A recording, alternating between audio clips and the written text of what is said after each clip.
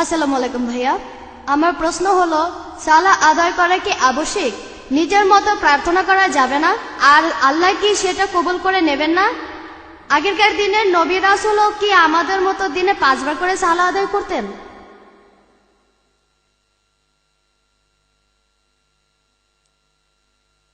ভাই, আপনি প্রশ্ন করলেন যে আমরা কি সেভাবে সালাহ আদায় করব যেভাবে পবিত্র কোরআন ও হাদিসে বলা হয়েছে, নাকি নিজের মতো করে আদায় করা যাবে? আর আগের নবী রাসূলরাও কি এই নিয়মে সালাহ আদায় করতেন? আপনার দ্বিতীয় প্রশ্নের উত্তরটা দেই। আল্লাহ সুবহানাহু ওয়া তাআলার সকল রাসূলই সালাহ আদায় করেছেন, আর তাদের প্রত্যেকেই অন্ততপক্ষে সিজদা দিয়েছেন সালাতের, যেটা প্রধান অংশ। তবে সকল রাসূল হয়তো আমরা এখন যেভাবে সালাহ আদায় করি সেভাবে করেননি। পবিত্র কোরআনে সূরা মাইদা 3 নম্বর আয়াতে উল্লেখ করা হয়েছে, আজ তোমাদের জন্য তোমাদের দিন পূর্ণাঙ্গ করলাম, তোমাদের প্রতি আমার অনুগ্রহ সম্পূর্ণ করলাম এবং তোমাদের দিন মনোনীত করলাম ইসলামকে। পবিত্র কোরআন নাজিল হওয়ার পর আমাদের দিন সম্পূর্ণ হয়েছে।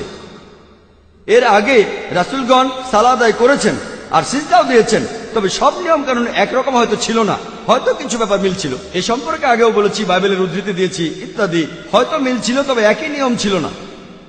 এবার প্রথম প্রশ্নের উত্তর বলি যে আমাদের ইচ্ছে মতো কি সালাহ আদায় করতে পারি? কেন একই নিয়মে সালাহ আদায় করতে হবে? আমি কারণটা বলেছিলাম যে কেন আমরা একই নিয়মে সালাহ আদায় করি। সামাজিক উপকার পাবো, আমাদের ভ্রাতৃত্ববোধ বেড়ে যাবে, আমাদের একতা বাড়বে, আমাদের সাম্যতা বাড়বে। যদি বলেন আমি চেয়ারে বসে বাসায় সালাহ আদায় করব, তাহলে এই সব উপকারগুলো পাবেন না। সামাজিক সাম্যতা, ভ্রাতৃত্ববোধ, মানুষের প্রতি মানুষের ভালোবাসা, আত্মার উন্নতি, সালাতের বিভিন্ন উপকার সম্পর্কে আমি আগেও বলেছি। নিয়ম মানলে আপনি এই উপকারগুলো পাবেন, কিন্তু আপনার নিয়মে সালাহ আদায় করলে সেই উপকারগুলো পাবেন না। আর এই নিয়মগুলো আমাদের শিখিয়েছেন আল্লাহ সুবহানাহু ওয়া তাআলা এবং তার রাসূল। যদি আপনি নিজেকে নবী চাইতে বড় মনে করেন, চেষ্টা করে দেখতে পারেন, তবে সফল হবেন না। আর পবিত্র কোরআনে সূরা ইমরানের 54 নম্বর আয়াতে উল্লেখ করা হয়েছে, মাকরু মাকরাল্লাহু ওয়াল্লাহু খায়রুল মাকিরিন।